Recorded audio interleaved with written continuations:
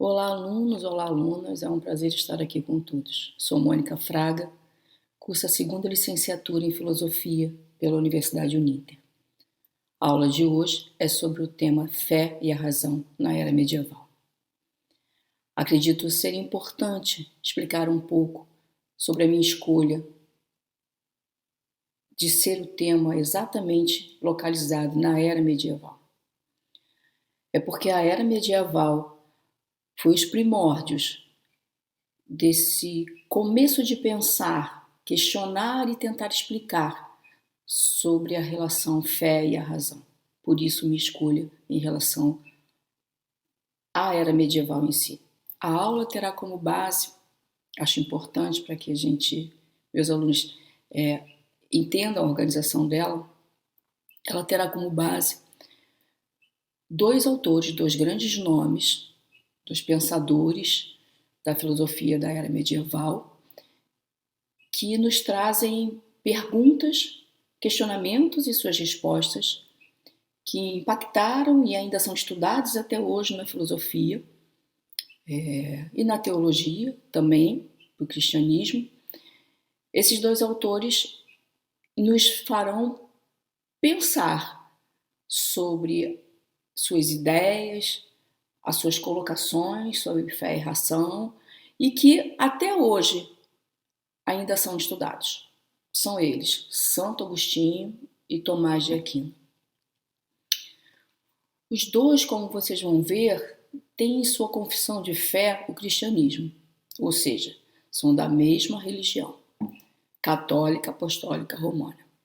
Mas apesar de comungarem da mesma filosofia religiosa, tomam caminhos diferentes para pensar e falar sobre fé e a razão.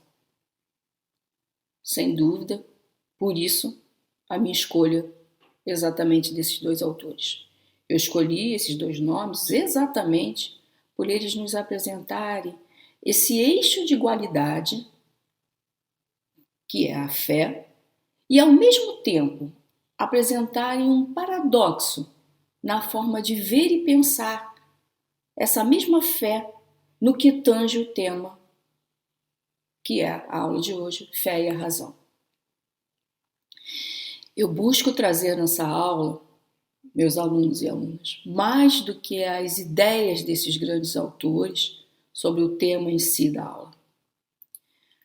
Mas sim, espero trazer o conceito simples, puro e muito antigo da palavra filosofia. Filosofia é uma palavra grega atribuída ao filósofo Pitágoras no século VI a.C., para vocês verem a antiguidade dessa palavra, que significa simplesmente amor pela sabedoria. Sim, meus alunos, filosofia significa amor pela sabedoria. O saber, ele constrói, ele não destrói, não limita, nem determina verdades absolutas. O verdadeiro amor pelo saber tem claro em si o entendimento que as divergências e diferenças de pensar é exatamente o combustível da construção do saber.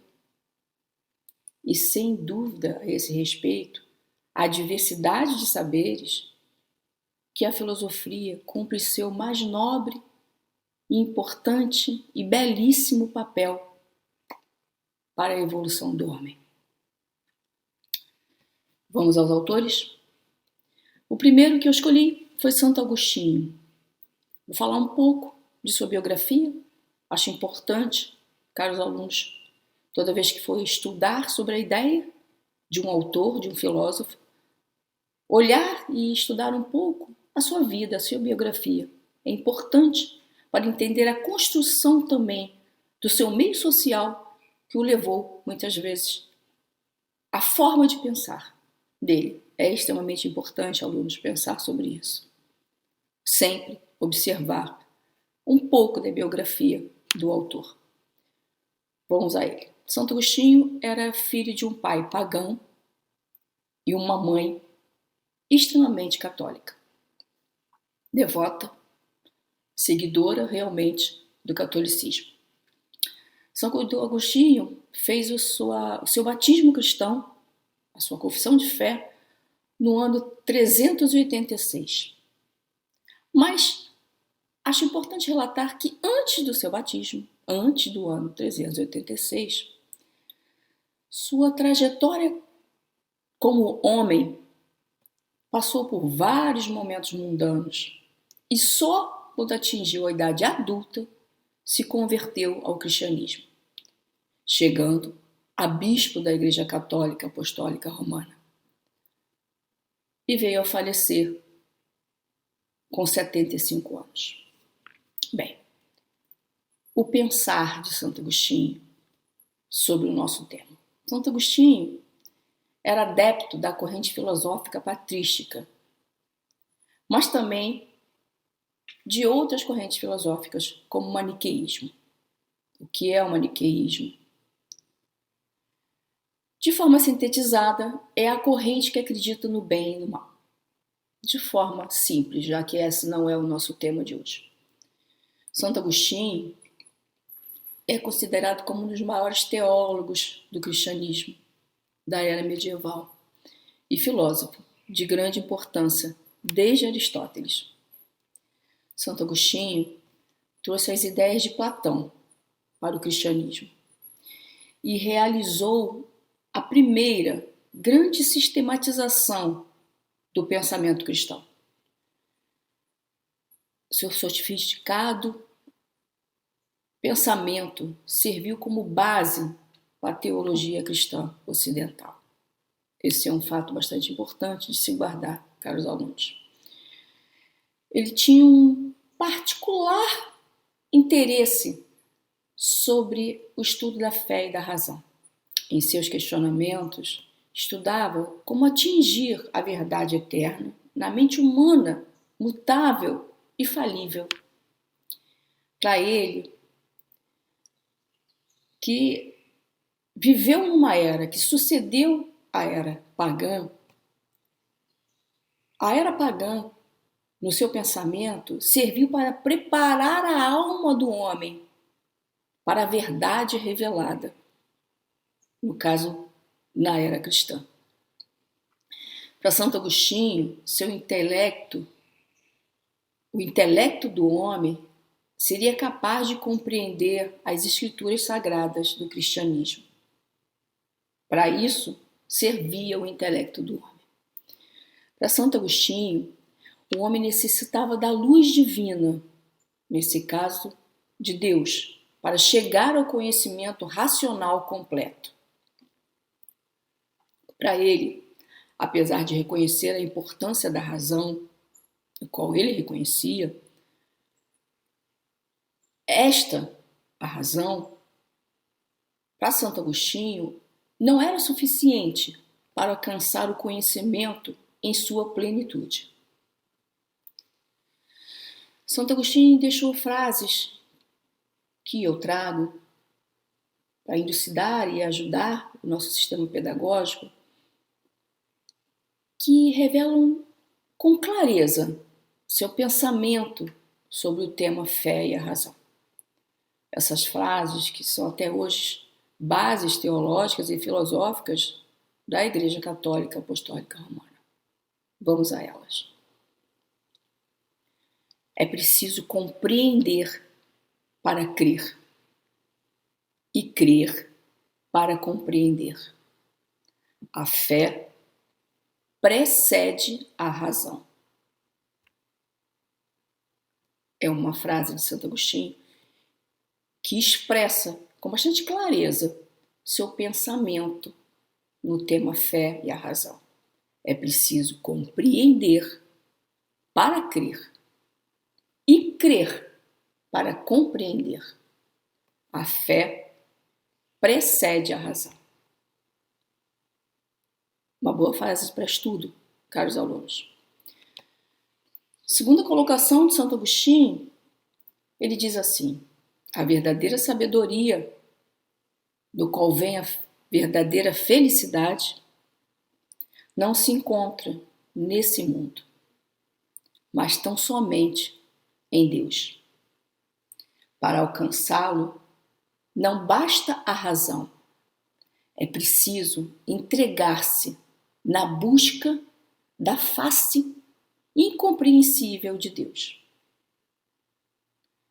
Essa frase também é de sistema pedagógico para entender o pensamento de Santo Agostinho sobre fé e a razão. Prestem atenção em um momento. A verdadeira sabedoria, no qual vem a verdadeira felicidade, não se encontra neste mundo, mas tão somente em Deus. Para alcançá-la, não basta a razão, é preciso entregar-se na busca da face incompreensível de Deus. Boa frase para estudo também, caros alunos. Os primeiros teólogos do cristianismo que viveram na era medieval tiveram questões desafiadoras ao cristianismo para responder. Vou colocar essas questões desafiadoras e de que forma Santo Agostinho as respondeu. Eram eles. O que começou a ser questionado na era do medievo e que o cristianismo teve que responder de certa forma e seus teólogos e filósofos o responderam. No caso, as respostas a este questionamento serão dadas por mim na visão de Santo Agostinho. Vamos ao questionamento. Se Deus, como foi pregado, era perfeito e bondoso, criador de todas as coisas, então ele também criou o mal? Essa foi um dos desafios na era medieval, no começo do cristianismo. Mas, e se ele criou o mal, como defender sua bondade infinita? Se Deus é onipotente, seria ele responsável pela miséria e infelicidade do mundo? Essas indagações foram muito expressadas exatamente por essa dualidade entre a perfeição divina e as infelicidades humanas. Grandes teólogos da época tinham essas perguntas como base de indagações profundas e que dependiam de uma resposta da religião cristã. Vamos às respostas de Santo Agostinho em relação a essas indagações. Santo Agostinho responde a elas destacando o livre-arbítrio. Ele fala assim: Deus não fez o mal. O mal começou com a ausência do bem. Ou seja, para Santo Agostinho, Deus não criou o mal. O homem errou, tendo se afastado de Deus. Para ele, Deus é o bem e sua ausência é o mal. Diante disso, no pensamento de Santo Agostinho, o mal não é uma criação divina, não é uma criação de Deus. Na verdade, é uma criação do homem, diante do seu livre-arbítrio. Quando o homem se afasta de Deus, ele se afasta do bem, e se afastando do bem, criou-se o mal.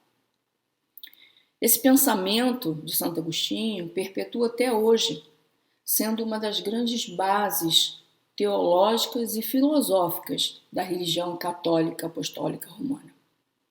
Outro ponto importante, caros alunos, de guardar e estudar com profundidade. Esse pensamento faz parte e perpetua até hoje da filosofia e teologia da religião cristã, o que chamamos hoje da religião católica apostólica romana. Santo Agostinho não teve em seu priori de pensamento a não reconhecimento da razão, mas é claro o entendimento dele em seu pensamento que ela só poderia ser obtida, que o conhecimento verdadeiro e pleno só poderia ser obtido através da fé, através do encontro, da busca, da entrega, como ele mesmo diz, da entrega e da busca pela face de Deus. Vamos para o segundo autor. Tomás de Aquino. Tomás de Aquino, falando um pouco de sua biografia, foi um filósofo e teólogo de relevância para o cristianismo. Sua corrente filosófica era escolástica.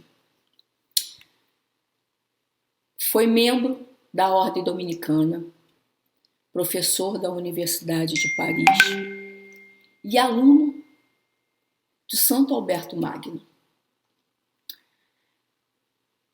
Teve como fonte e bebeu da filosofia, vamos dizer assim, de Aristóteles. Sua obra, de Tomás de Aquino, foi considerada fundamental para o combate ao protestantismo. Sua importância e relevância fez com que no Concílio de Trento, seus escritos, os escritos de Tomás de Aquino, fossem colocados no altar ao lado da Bíblia no Concílio de Trento, de tamanha importância de sua obra. Para ele, o objeto da virtude teológica é o próprio Deus. Vou repetir, alunos.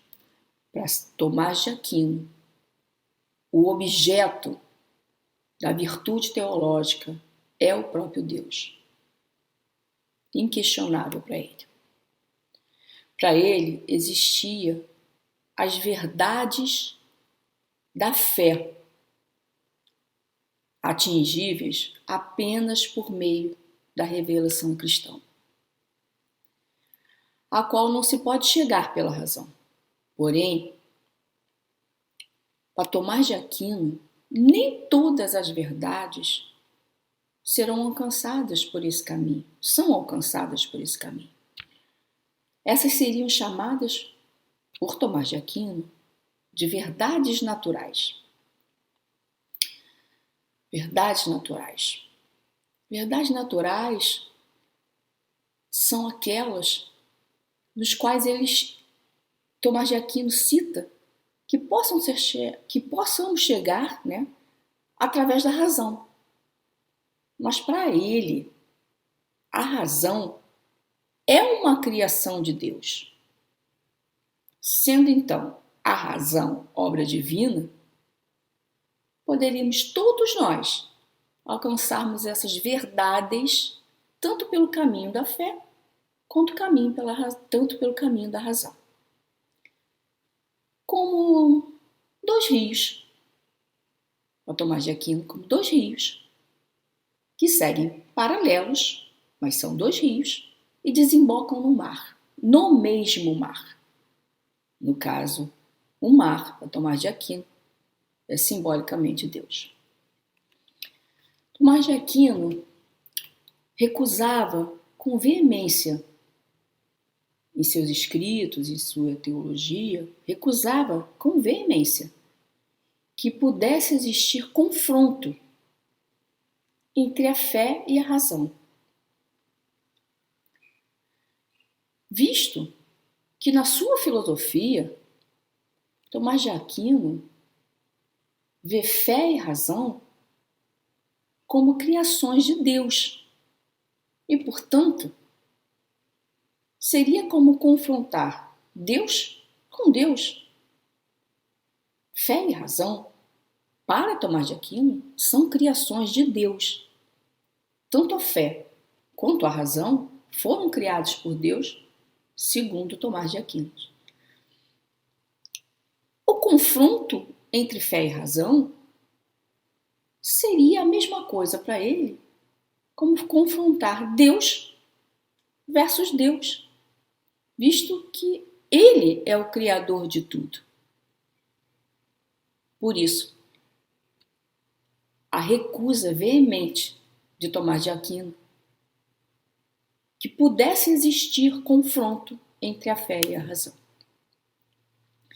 Essas questões e estudos que nasceram na era medieval continua sendo extremamente importante estudá-las, caros alunos, para que possamos ter clareza das situações de dualidade que temos ainda, que tínhamos desde a era medieval e ainda temos na era atual, sobre fé e razão, no qual gera preconceitos sérios, religiosos e acadêmicos, gerando muitas vezes esse confronto entre fé e a razão, gerando muitas vezes, ainda nos dias atuais, extremismos que muitas vezes ainda, no mundo atual, geram violências terríveis em nome da fé ou em nome da razão. Acredito que, buscando a filosofia como o amor pela sabedoria, teríamos grande capacidade, a humanidade teria uma grande capacidade, tem esta capacidade de não confrontar saberes diversos, mas sim respeitá-los. Tanto o saber vindo através da fé, quanto o saber vindo através da razão, o que hoje chamaríamos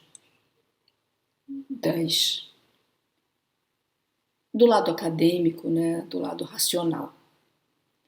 Esse respeito entre os saberes da fé e os saberes da razão, se entrarmos dentro do princípio da filosofia, já que é uma aula de filosofia, e a palavra significa amor pela sabedoria, a sabedoria existe tanto na fé quanto na razão. Agradeço demais a atenção e estudem, caros alunos. E tenham amor pela sabedoria.